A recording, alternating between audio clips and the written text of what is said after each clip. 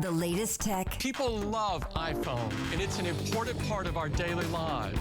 interviews, You see far too many products that come on the market that you look at that you say, was a blind person ever even consulted for something like this?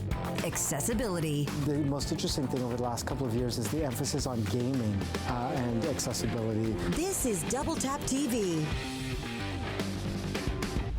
Thank you for joining us this week. I am Marc Aflalo. And I'm Stephen Scott, and this week, Mark, we're going to have a little fun talking about AI, that is artificial intelligence. Now, if you recall, right before the new year, there was a lot of chatter about ChatGPT. So, Mark, what is ChatGPT exactly? Well, you know what, Stephen? How about I demonstrate this, shall we? I think it's probably the best way to do it. I like that. That sounds very reasonable. Okay, so let's open up a web browser here, and let's go to chat.openai.com, and you can access ChatGPT over there and ask it yourself, like I'm about to do. So let's try this. What is ChatGPT? Okay, that was pretty quick.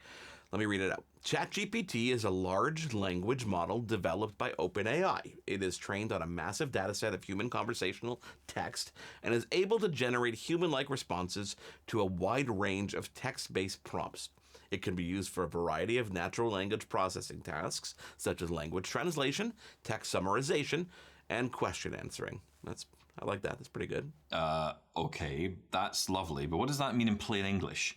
Okay, this is where things get a little fun, okay? Let me ask it. Can you rephrase that in a way that a 5-year-old would understand? Oh, thanks. No problem. Okay, here we go. ChatGPT is like a robot that can talk and understand what people say.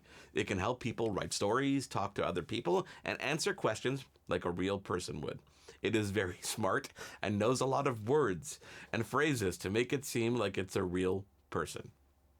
Okay, I have to say that is much easier to understand. It's also rather terrifying that it knows how to do that. Are you planning on doing any work today, Mark, or are we just going to play with this all day? Why would I do work anymore, ever? Seriously, though. You know, this service was released in early December, and while we understand what it is, I think the big question is really the purpose and why it's gotten so much attention. Yeah, I think this is the whole thing, right? What can we do with it? I mean, let's talk about the potential here, because that's the bit that we're all interested in, right? It's nice that it can answer those kind of questions, but how can it actually be used? This is the bit I've always struggled to understand with this particular offering.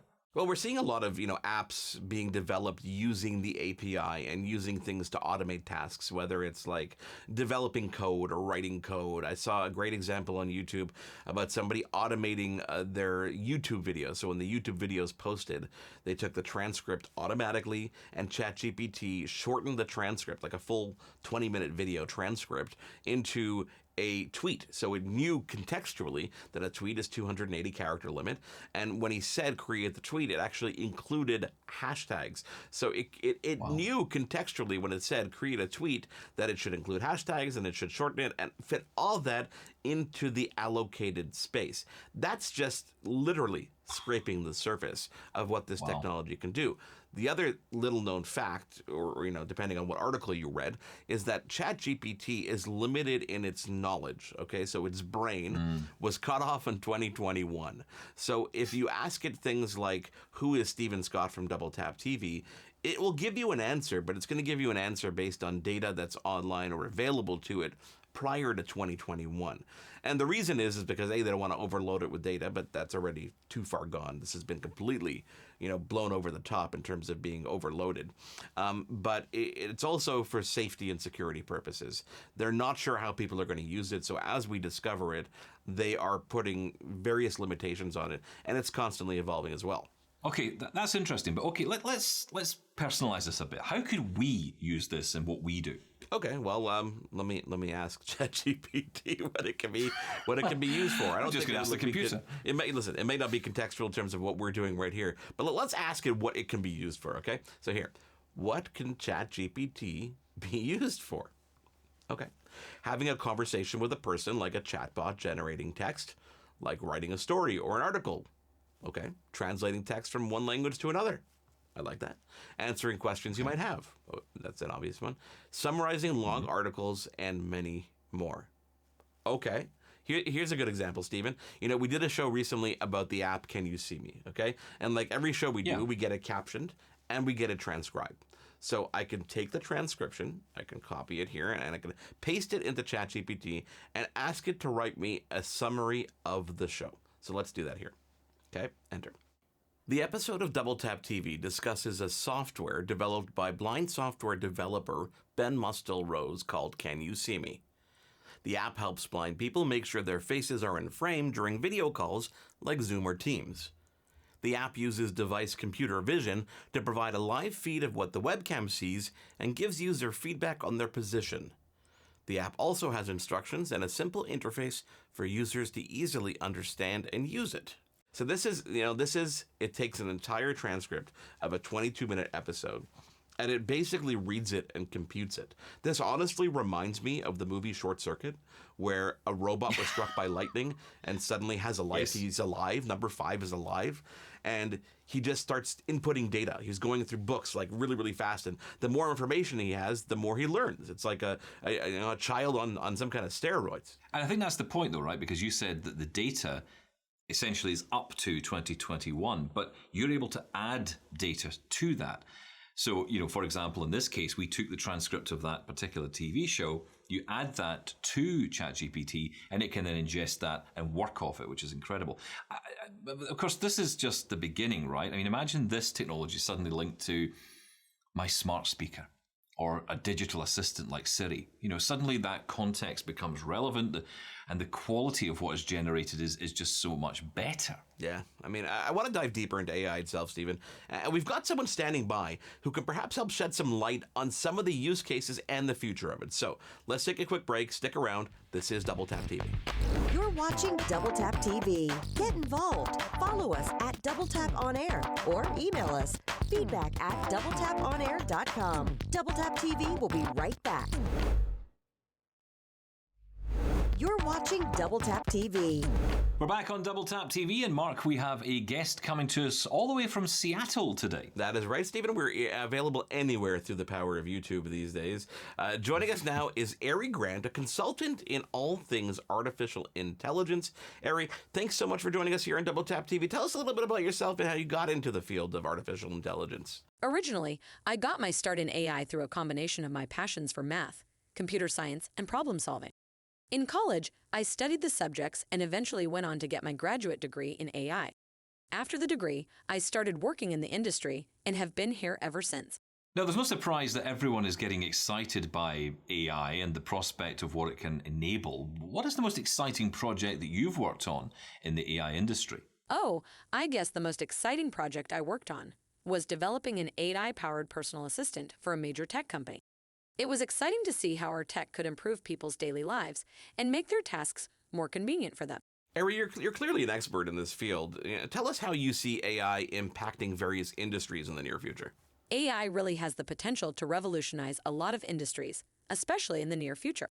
In particular, I can see AI playing a really big role in healthcare, finance, and transportation. Could you discuss a specific challenge that you've encountered while working on an AI project and how you overcame it? One of the biggest challenges I had while working on an AI project would have to be dealing with the sheer amount of data that needs to be processed. We find ways to overcome this by using advanced machine learning algorithms and distributed computing systems. How do you think AI is going to change the workforce, for example, the job market in the coming years? I believe AI will change the workforce and job market in the coming years by automating a lot of the tasks that are done by humans now. But I also think that AI will create new job opportunities, particularly in fields related to AI development and even maintenance. Ari, how do you think society should address the ethical considerations surrounding the use of AI? It's important that society addresses the ethical considerations surrounding the use of AI, making sure that AI systems are transparent and accountable, and that their decisions don't discriminate against certain groups of people.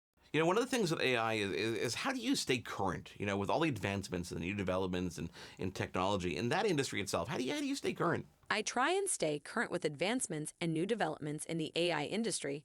I attend virtual conferences, read industry publications, and I try and stay active in online AI communities. How do you think AI can be used to benefit society in the long term? AI really has the potential to benefit society in the long term by solving some of the world's most pressing problems, such as climate change and poverty. Just imagine the things we could do. Ari, in your opinion, what's the most promising application of AI currently being researched or even developed? The most promising application of AI that I am currently aware of is the use of AI in healthcare. AI-powered medical imaging and diagnostic tools have the potential to save lives by detecting diseases early on. And before we let you go, maybe you could discuss with us a current or future AI project you're working on and what impact it will have. Currently, I am working on an AI project that focuses on natural language processing in the financial industry. It has the ability to read and analyze financial documents in order to help companies make better investment decisions. With this project, the company will be able to improve their financial performance, automate some of the human-based tasks, and save time for a better performance in the long run. That is Ari Grant, a consultant in all things AI, artificial intelligence, here on Double Tap TV. Stephen, I feel a little bad right now because... Why? Well, I feel a little shameful, actually. Uh-huh. Can I be honest with you about something? Ari, she's not actually really an AI consultant. Actually, she's not even from Seattle. What? What do you mean? Well, take a look at my screen here for a second. This is a service called Synthesia, and for $30 US per month, you can sign up, throw in a script, choose a person. You can even choose the voice style and customize the entire video. Now, I didn't use all the features because this is meant to be used for marketing videos and demonstrations and such, but I did use it to generate every single answer you just heard. Wow. So I wasn't even talking to a real person. No, and there's actually a little more to it. Okay, I'm worried. I didn't even write those questions actually, or even those answers. Oh, really? No, I used ChatGPT and I asked it to generate questions to ask AI, and then asked it to generate the answers, and then I of course cut and pasted that word for word into Synthesia, and I generated that video. Do you know something? That does say a lot about how far this technology's come. Yeah, it honestly, it gives you an indication of how far we've come, and not only how far we've come, to be perfectly honest, it's how far we're going and the things that it's being used for, and the wool over our eyes that's being pulled over our head. I think the question here is, how can all this be used to our benefit and not to just destroy the world like conspiracy theorists would actually think. So we actually have a real person, I promise, real person. Really? Who might know a little bit more about this, and he's standing by. So after a quick break, we will come back with him here on Double Tap TV. Can't get enough Double Tap TV? Subscribe to the podcast and get your fill of Double Tap every day. Visit doubletaponair.com and follow us now. Double Tap TV will be right back. You're watching Double Tap TV. Welcome back to Double Tap TV. Now, Mark, I want to tell you a little story. Ooh, story time. I like it. Go for it. Sit down, relax, cup of tea. Back in 2011, a Los Angeles-based web developer, Devon, made a blog post challenging people to take accessibility mainstream. And that post was accidentally discovered by a man by the name of Jennison Asuncion, a Toronto-based accessibility professor. Now, the two joined forces to create what we know today as Global Accessibility Awareness Day. And guess what? Devon joins us right now here on Double Tap TV. And he's real, I promise. Thanks for coming on, Joe. My pleasure to be here. Thank you. Joe, your story is obviously a great one and continues to promote the accessibility message and mission, and really the proliferation of accessibility everywhere, worldwide. Where do we stand now when you look at the global picture when it comes to accessibility? That's a great question. I'd say that things have improved for about a decade. I think GAAD definitely helped raise the awareness when it came to accessibility, and then a lot of the companies really took it on and started to do things like release accessible products on Global Accessibility Awareness Day. And that somehow seemed to turn the corner a little bit in terms of bringing the culture to realize, hey, we have to pay attention to accessibility. I kind of hesitated when you asked that question for the simple reason that after a decade of improvements, I'm a little bit concerned about what's going on right now. I feel like the whole tech sector is in a bit of trouble because, well, here's the question. What is the reason? I feel like beyond the economy, you have the fact that Elon Musk took over Twitter. Whatever you think of, pros or cons, that doesn't interest me so much as folks are following his lead. And he let go of the entire accessibility staff at Twitter. He also did these layoffs. So now there's layoffs going across the industry. And a lot of that is in the accessibility teams. So I feel like we took a big step back lately. Joe, I think there will always be work to be done when it comes to making accessibility less of an afterthought and just part of everything that we do, that developers do. That being said, though, some of the big tech companies out there, Microsoft, Apple, Google, they're making great headway and really have turned a corner when it comes to just including accessibility by design. Does the weight of those companies' involvements help? I think it's helping, but I think we have to find out how it shakes out. How many of the people that were laid off were from the accessibility teams?